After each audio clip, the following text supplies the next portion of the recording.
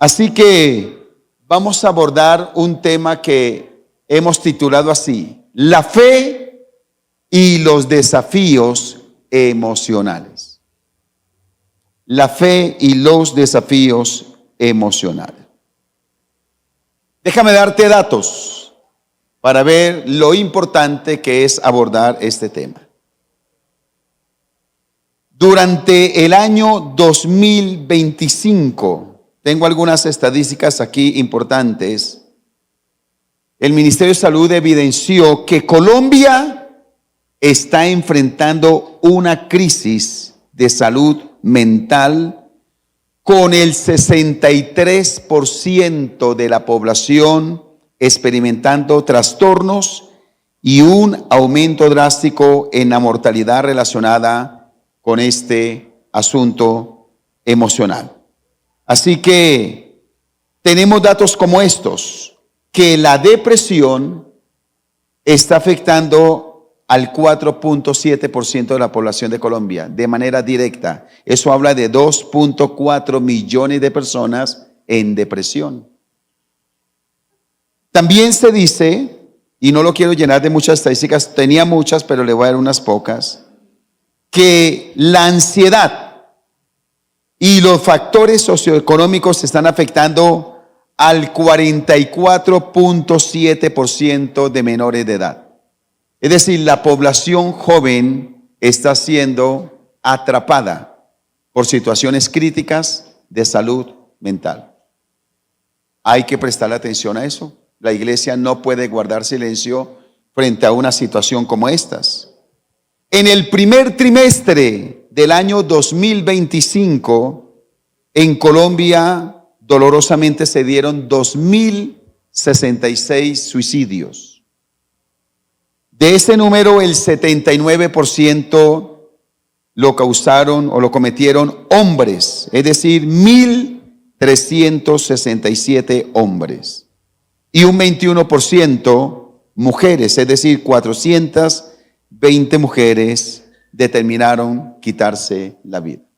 Y tengo otras cifras que voy a ir dando durante el mes, vamos a ir trabajando, pero para ver lo interesante y el peligro de caminar con una emoción dañada y ver la vida a través de esa emoción dañada.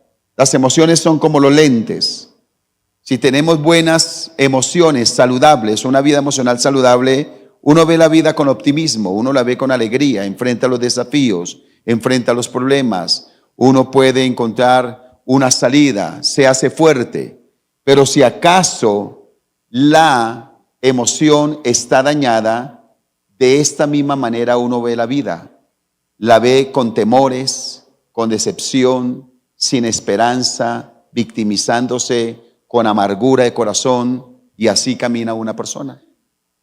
Por eso es necesario abordar este tema de la fe y los desafíos emocionales.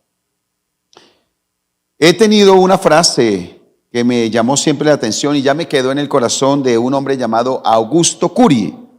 Seguramente en alguna enseñanza la dije, pero vale la pena acotarla en este momento de la enseñanza. Cuando dijo este psiquiatra con fundamentos cristianos, dijo: nos han capacitado para conquistar el mundo exterior, pero no el interior. Entonces mira, podemos caminar, pero se puede llevar algo allí en el corazón y no saber cómo manejarlo. Y cuando se raya en la religiosidad, pues también se pueden tener enfoques cerrados de lo que son las emociones desde una óptica cristiana. Por ejemplo, hace años atrás se cantaba una canción que decía: no puede estar triste un corazón que tiene a Cristo. No sé quién la cantó. No puede estar triste un corazón que tiene a Cristo. Y nos hicieron comer el cuento que no podía estar triste un corazón que tiene a Cristo. Y hoy lo vamos a ver a través de la palabra, ¿verdad? Hablar de una crisis muchas veces dentro del ámbito cristiano puede ser hoy, o puede ser interpretado como descuido de la relación con Dios, como inmadurez, o como el pago por las malas obras. Entonces, bueno, pero si usted es cristiano, si alguien es cristiano, ¿por qué lleva eso en su corazón? Pero mira que alguien lo puede llevar. Es decir, que en algunos ámbitos se puede interpretar que hablar de crisis emocional es falta de fe. Y cuando se nos pregunta muchas veces, ¿y tú cómo estás? Bendecido, prosperado y en victoria, alabamos al Señor, benditos a Dios. De hecho, se dice que una de las más grandes mentiras, aún en el ámbito cristiano, es bien. ¿Cómo estás? ¿Cómo estás? Bien. ¿Cómo te encuentras? ¿Cómo va todo? Bien. ¿Y tu casa? Bien. Y por allá, en problemas, en crisis, embolatados con un asunto y otro. Entonces, necesitamos abordar este tema. Y para ello, vamos a tomar un salmo. Un salmo. Es el salmo número 42. Por eso debes traer la Biblia, subráyala. Sácale el jugo a las enseñanzas. No te quedes solo escuchando cómodo, sin traer una Biblia, sin en qué escribir. Pierde riqueza. Apropiate de la palabra. Sé un estudioso de la Escritura. Ámala, abrázala, escudriñala. Eso nos va a llevar a tener un consejo a tiempo. Por algo Dios te da esta palabra. Seguramente tú compartas este link con alguien después y traigas a alguien dentro de 8 días, porque necesitamos abordar estos temas, ¿verdad? Así que cuando hablamos del Salmo 42, recordemos que los salmos están organizados en 5 libros. Y este Salmo 42 es el primer salmo del segundo libro, que seguramente después del exilio fueron organizados de esta manera. Y cuando uno mira los salmos tienen un título que nos pueden dar alguna luz. Por ejemplo, a este salmo le han colocado el título Anhelo de Dios en medio de la angustia. Anhelo de Dios en medio de la angustia. Y ahí, en una frase pequeñita, dice que este es un masquil. Y un masquil es un canto de contemplación. Es un poema didáctico, ¿verdad? Es una composición destinada a impartir sabiduría, reflexión profunda o enseñanza sobre el perdón, el sufrimiento y la intervención divina. Entonces mira lo interesante, porque los salmos nos permiten expresar nuestras emociones y sentimientos, indicándonos también cómo gestionarlos. Por eso cuando uno estudia la palabra de Dios, la Biblia, hay diferente literatura. Una es la apocalíptica, otra es la histórica, la profética, de los evangelios, pero esta es una literatura poética que nos permite expresar también nuestros sentimientos. De hecho, a menudo se le llama a los salmos la anatomía del alma. La anatomía del alma. Descubre el alma, revisa el alma. Hace radiografías al alma, nos deja ver qué hay dentro de nosotros, ¿verdad? Porque a veces podemos estar cargando emociones y nos parece que somos los únicos que las llevamos y no sabemos qué hacer con ellas. Entonces vamos a mirar este salmo escrito por un coretita, es decir, un descendiente de Coré, levita. Era un hombre que amaba a Dios, servía a Dios y escribe este salmo. Mira lo que dice: como el ciervo brama por las corrientes de las aguas, así clama por ti, oh Dios, el alma mía. Mi alma tiene sed de Dios, del Dios vivo. ¿Cuándo vendré y me presentaré delante de Dios? Fueron mis lágrimas, mi pan de día y de noche, mientras me dicen todos los días, ¿dónde está tu Dios? Me acuerdo de estas cosas y derramo mi alma dentro de mí, de cómo yo fui con la multitud y la conduje hasta la casa de Dios, entre voces de alegría y de alabanza del pueblo en fiesta. ¿Por qué te abates, oh alma mía, y te turbas dentro de mí? Espera en Dios, porque aún he de alabarle, salvación mía y Dios mío. Dios mío, mi alma está batida dentro de mí. Me acordaré por tanto de ti desde la tierra del Jordán y de los hermonitas desde el monte de Mizar. Un abismo llama a otro a la voz de tus cascadas. Todas tus ondas y tus olas han pasado sobre mí. Pero de día mandará Jehová su misericordia, y de noche su cántico estará conmigo, y mi oración al Dios de mi vida. Diré a Dios, mira la paradoja de este versículo 9, roca mía. Y aunque es su roca, ahora le pregunta, ¿por qué te has olvidado de mí? ¿Por qué andaré yo enlutado por la presión del enemigo? Como quien hiere mis huesos. Mis enemigos me afrentan diciéndome cada día, ¿dónde está tu Dios? ¿Por qué te abates, oh alma mía? ¿Y por qué te turba dentro de mí? Espera en Dios, porque aún he de alabarle, salvación mía y Dios mío. De otro lado, para quienes son apasionados del estudio de la palabra, aquí hay algo que se llama un quiasmo. Es decir, cómo comienza con un pensamiento y ese pensamiento lo encuentra uno al final nuevamente, como un sándwich, hasta encontrar la idea que tiene este salmo. Así que debemos preguntarnos cómo debemos interpretar las diferentes emociones que nos acompañan como seres humanos, especialmente en los momentos no tan fáciles de la vida. Y vamos a estudiar la experiencia de este adorador, que pasó de una crisis, pero la enfrentó de la manera correcta. Solo leyendo el Salmo, ya sabemos que es un adorador, pero nos deja ver que el hombre está en angustia, su alma está agitada, y nos deja ver que él algún día condujo a otros a la casa de Dios, enseñó a otros, bendijo a otros, y ahora él mismo está viviendo una crisis, ¿verdad?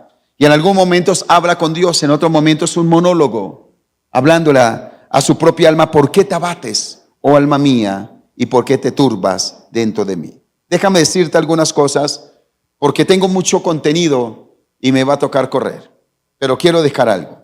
Cuando hablamos de estos desafíos emocionales, lo primero que te quiero dejar en el corazón, número uno, es que nos toca a todos. Di conmigo, nos toca a todos. Nos toca a todos. Aquí nos habla de los hijos de Coré. Y recordemos que en la antigüedad, Coré había formado parte de una rebelión en la época de Moisés. Tú lo puedes encontrar por allá en Éxodo cuando habla de Coré, Datán, Abirán, y dice que junto con 250 líderes más se rebelaron. Hicieron algo mal y Dios trajo juicio con ellos. Pero ahora uno de sus descendientes pasa una crisis. Y vale la pena aclarar que no es por pecado del pasado. Porque a veces cuando hay una crisis, uno empieza a buscar, bueno, ¿y será por lo que hizo alguien? ¿Será por un pecado mismo del pasado? Y ya uno ha pedido perdón al Señor. Y cuando vemos esto, nos damos cuenta que la misericordia de Dios es tan grande que mantiene el nombre a la familia de Coré para dejar ver que aunque se hayan cometido faltas profundas, en Dios siempre habrá misericordia. Di amén a eso. En Dios hay misericordia. Y este era un adorador en crisis y parece ser que el origen de la crisis también estaba, no sabemos si estuvo en el cautiverio, pero nos deja ver que estaba lejos de Jerusalén, del altar, del lugar de adorar al Señor como pueblo. Así que el hijo de Coré tiene una crisis, siendo un adorador, un siervo de Dios, un ministro, tuvo una crisis. Y en la Biblia encontramos a grandes siervos de Dios que tuvieron crisis. Si estudiáramos la Biblia en código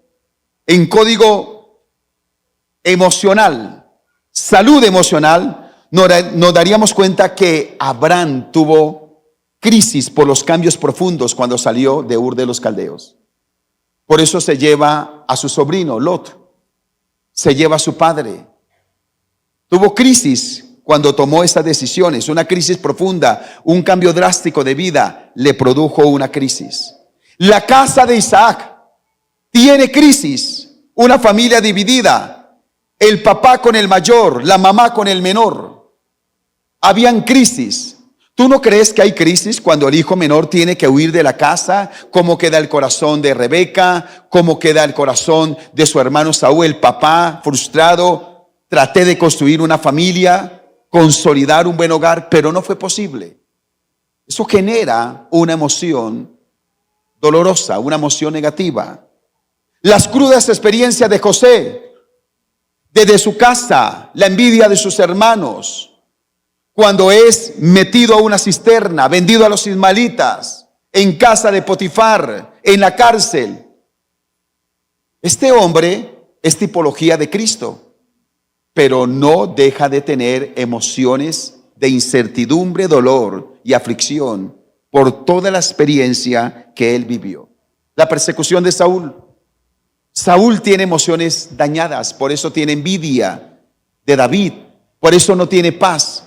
Y David, siendo el dulce cantor de Israel, en los salmos también nos deja ver que tuvo angustia y preocupación cuando era perseguido precisamente por Saúl.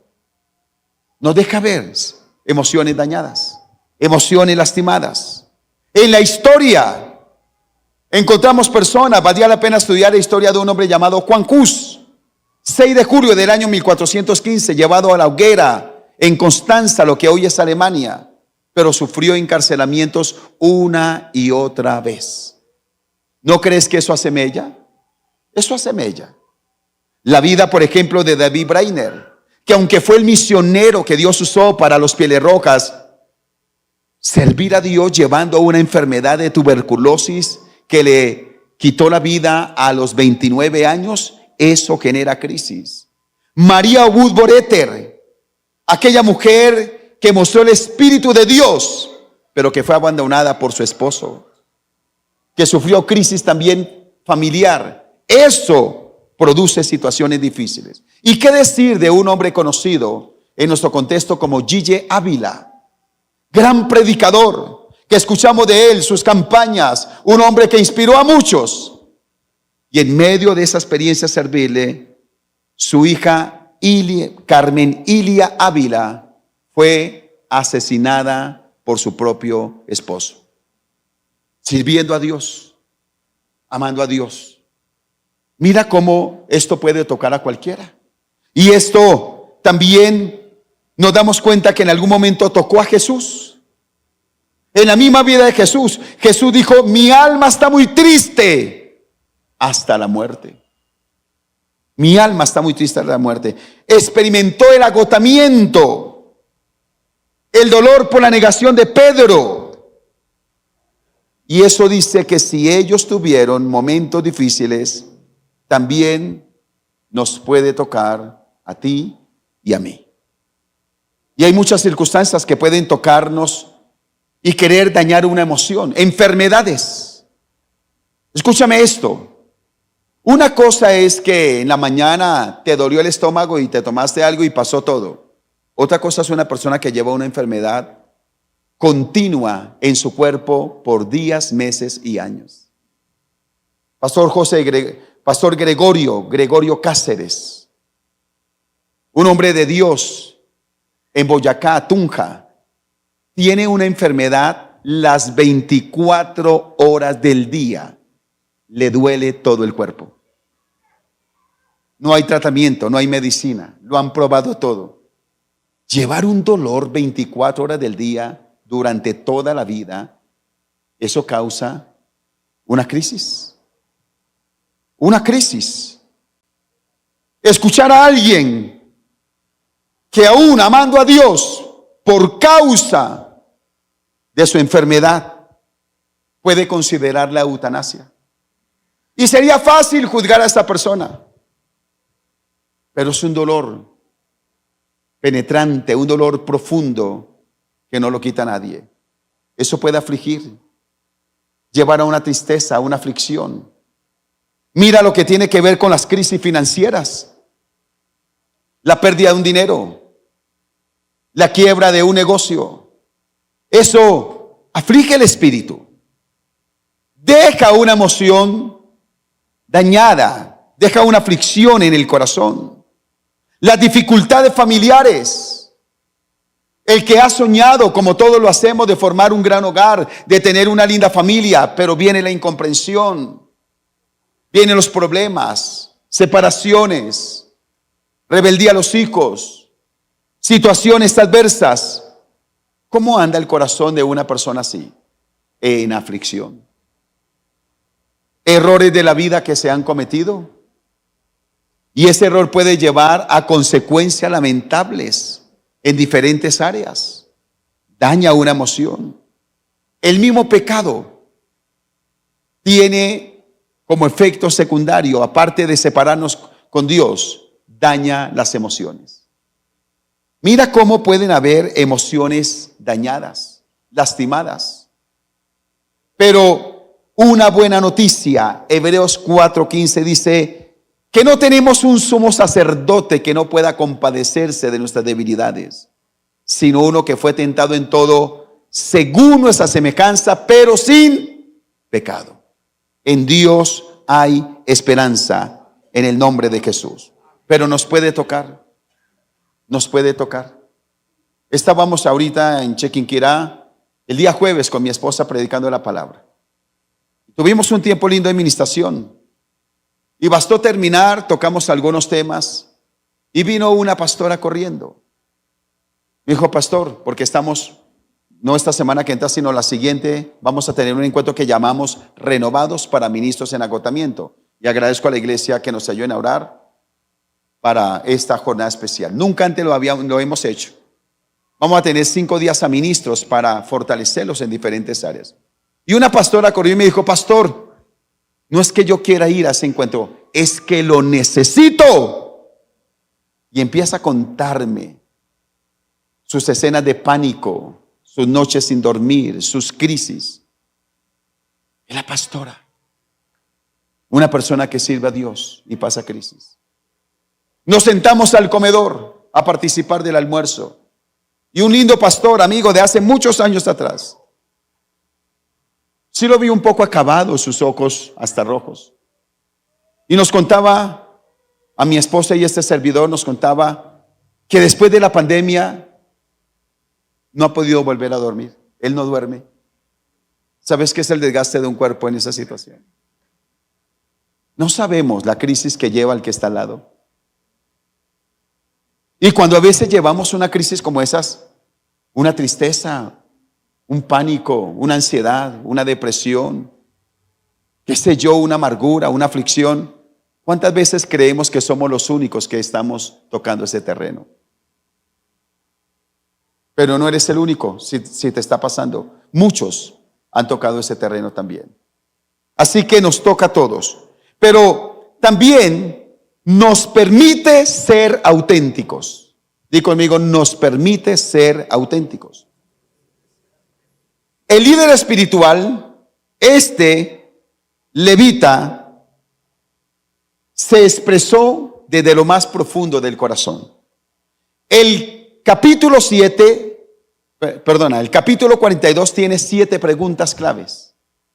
Y de las 7 preguntas, 3, mira lo que dicen. En una dice, ¿por qué te abates, oh alma mía, y te turbas dentro de mí? Mira cómo tiene la gallardía de abrir la boca y expresar lo que está sintiendo. Le permitió ser auténtico. Le permitió ser auténtico. Turbación, una confusión, cuando la persona realmente no puede interpretar lo que está sucediendo a su alrededor. Una turbación. Pero mira otra pregunta que hace, y se la hace a Dios. La primera es y para Él, la segunda para Dios. ¿Por qué te has olvidado de mí? El creyente sincero que clama a Dios, que quiere entregar una carga, que está pasando una dificultad, y no falta el día que la pila esté baja, y exprese lo mismo que este hombre. ¿Por qué te has olvidado de mí? Me parece que te has olvidado.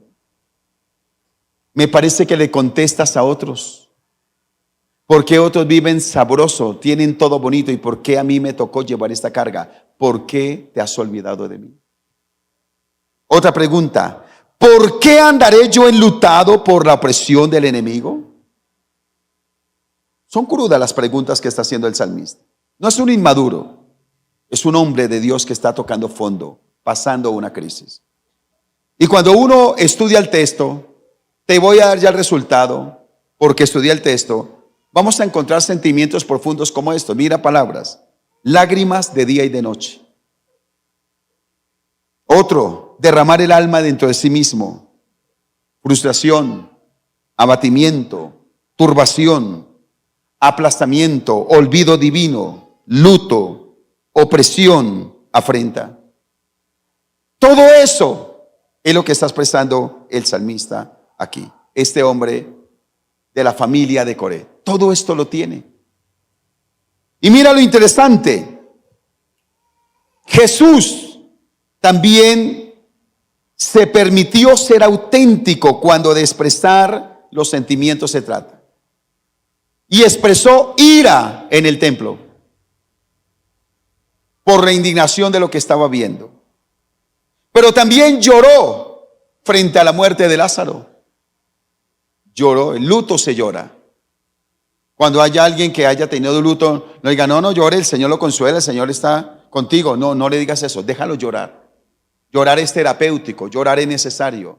Pasar las etapas del duelo es altamente saludable. Profunda tristeza en el Getsemaní lo tuvo Jesús. Desilusión por la traición de Judas. ¿Qué crees que había en el corazón del Señor cuando dijo, uno de vosotros me va a entregar? No es que era Dios. No, ahí estaba hablando Jesús, 100% humano, 100% divino, la unión hipostática. Ahí estaba una persona con dolor porque alguien que había caminado con él le iba a traicionar, ¿verdad? Entonces mira, ¿eso qué quiere decir? Que los sentimientos nos acompañan en la vida real. Sentimientos, te lo voy a decir rápido, frente a la muerte, cuando llega la enfermedad, ante una pérdida, frente a la traición, en medio de los sueños no alcanzados. Ahí están los sentimientos. Y mira lo interesante, la palabra dice, todas tus olas han pasado sobre mí. ¿Leíste eso en el texto? ¿Sí o no? ¿Están conmigo o no? No me dejes solo. ¿O no es interesante el tema? No, hay que tratarlo. ¿Sí hay que tratarlo o no? Todas tus ondas y tus olas han pasado sobre mí. ¿Sabes a qué se refiere? ¿Qué está diciendo el salmista ahí? Oiga, tras de que hay un golpe, otro golpe. ¿Te ha pasado? ¿Te ha pasado? Oiga, yo creí que la prueba iba a parar aquí, pero viene una prueba y otra, y otra, y otra. Pedro de malas. Eso es lo que está diciendo el salmista. Tras de que hay una prueba, otra y otra. Como que uno se para y dice, oiga, ¿y esto dónde va a parar? Por si acaso, ¿no? No sé si en este escenario quepa esto. Pero mira lo interesante. Al lado de ello, vienen las voces extrañas. Y aquí hay dos voces extrañas que uno identifica que están en el texto. La voz extraña interna, porque él dice, ¿por qué te has olvidado de mí? Una voz interna le decía que Dios se había olvidado de él. Ahora, la pregunta es, ¿Dios se había olvidado de este hombre? No.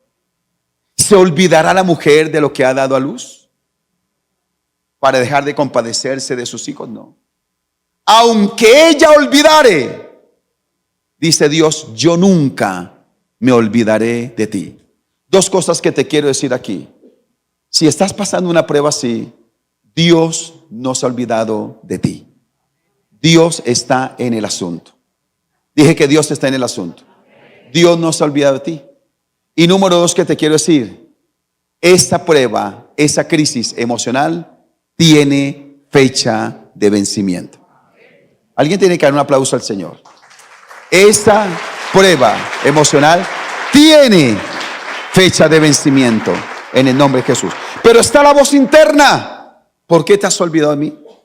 No sé si alguien aún allá en su casa piense que Dios se ha olvidado de ti.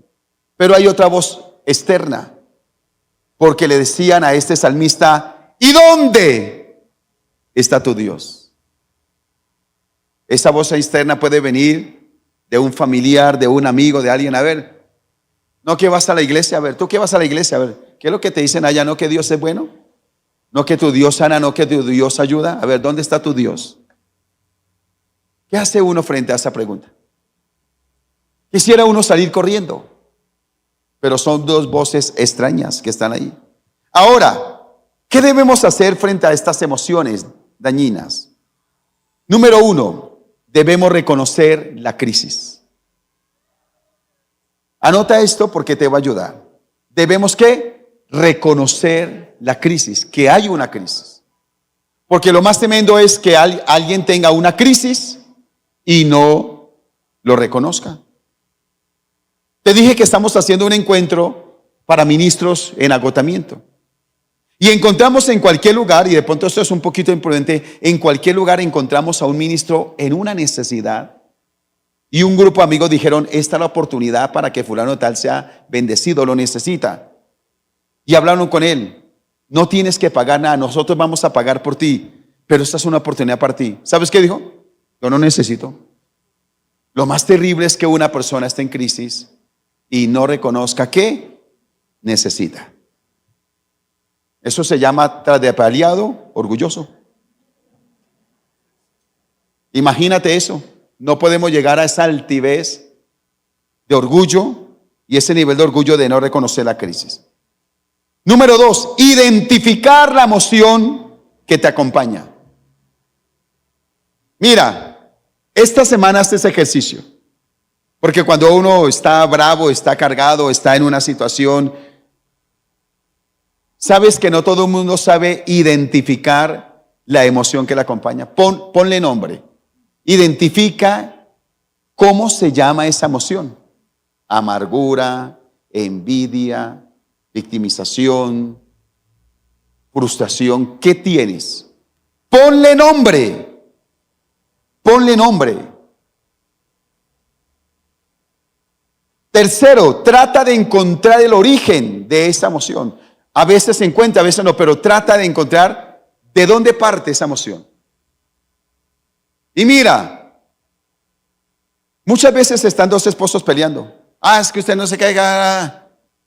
Esta persona está hablando con una emoción dañada y el origen del problema no es la esposa. Es lo que le pasó en la niñez. Es un asunto que tiene de hace tiempo atrás no resuelto, pero no tiene la gallardía de identificarla, de nombrarla y de descubrir su origen. ¿Verdad? Entonces, mira lo interesante, porque ahí debemos enmarcarla. Enmarcarla es como colocar un cerco. ¿Para qué? Para que una vez la delimitemos, la podamos tratar. ¿Te has dado cuenta, si has visto algún programa o si has estado en el campo, cuando van a ordeñar, cuando van a hacer algo con el ganado, ¿qué hacen? Lo llevan a un lugar. Aunque hay un potero grande donde está el ganado, lo enmarcan, lo llevan a un lugar para poder o vacunarlo o ordeñarlo, etc. Hay que enmarcarlo. ¿Por qué? Porque cuando yo lo enmarco lo puedo tratar mejor y no permito que esa emoción dañada empiece a dañar aún a otros. Eso es un asunto que debo tratarlo aquí. Aquí no tiene nada que ver el esposo, la esposa, los hijos, porque son los que pagan los platos rotos de las emociones dañadas. Viene y se desquita con la esposa, con los hijos, y ellos dicen, ¿y yo qué tengo que ver en este problema? Mi papá anda toda hora amargado, peleando, gritando y todo, ¿y de dónde le sale eso?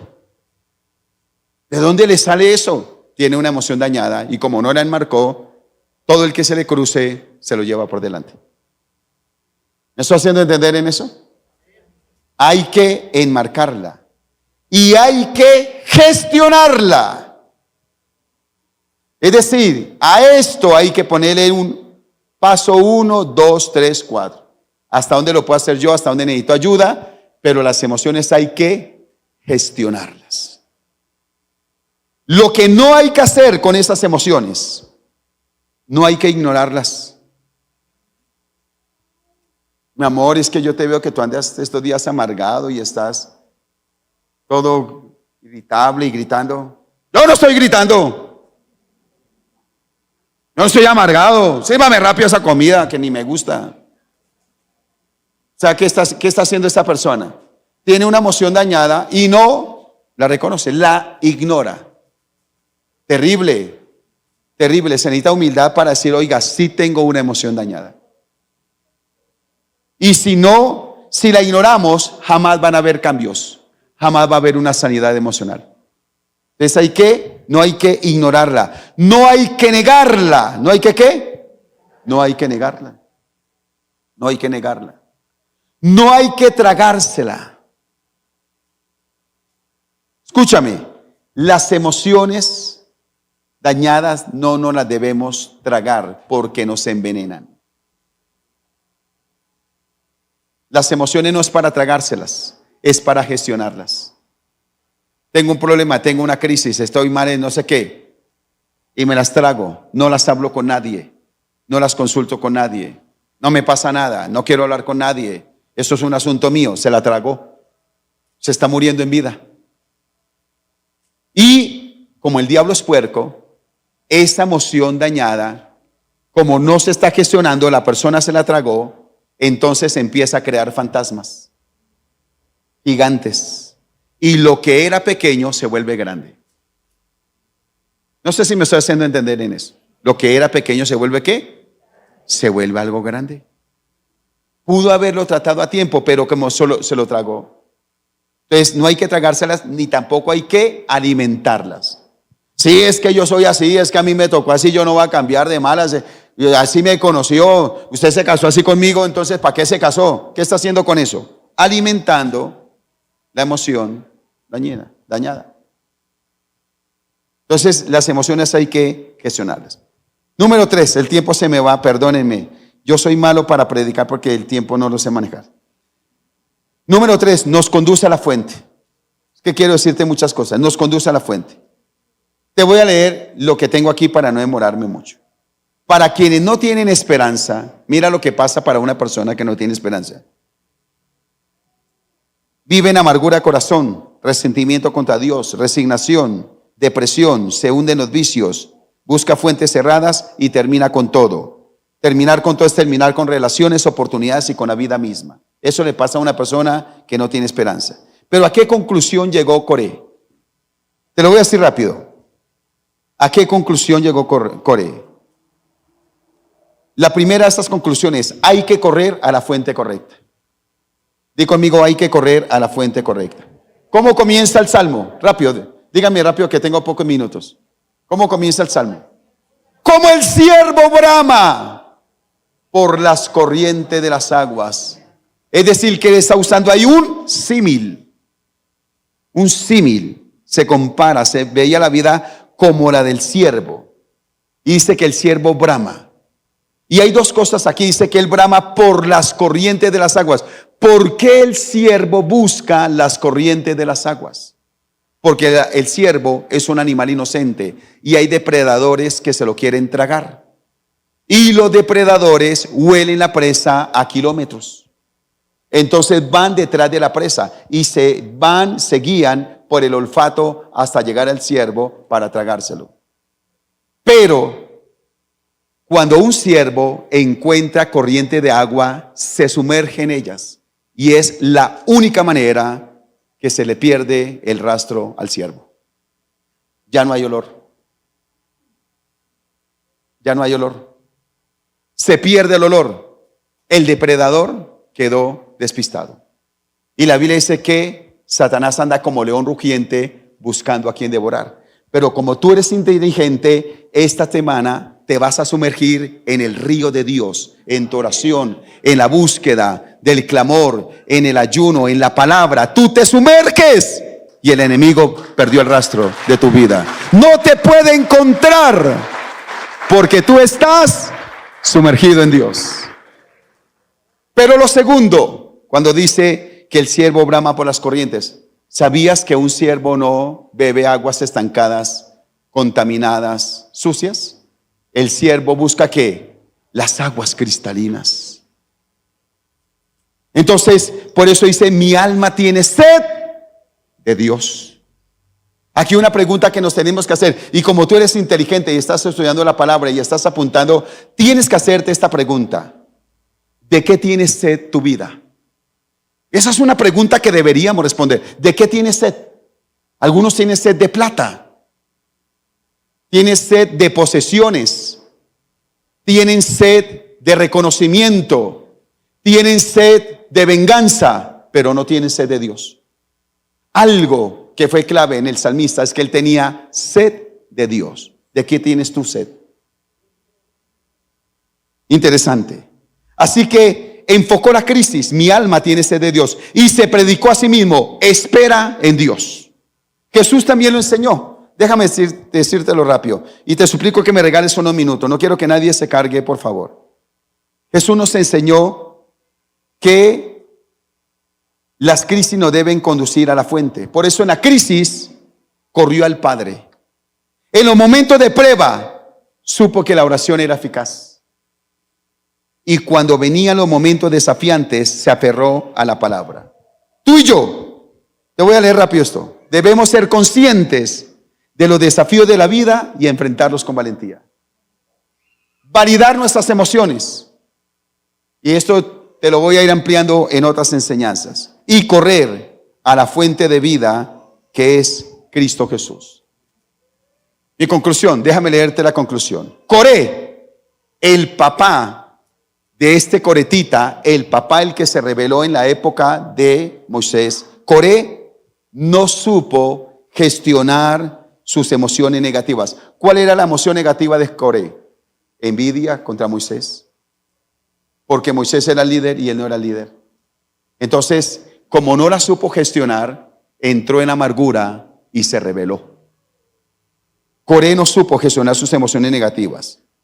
Pero uno de sus descendientes, siglos después, lo logró corriendo a la fuente correcta, donde encontró alivio y esperanza.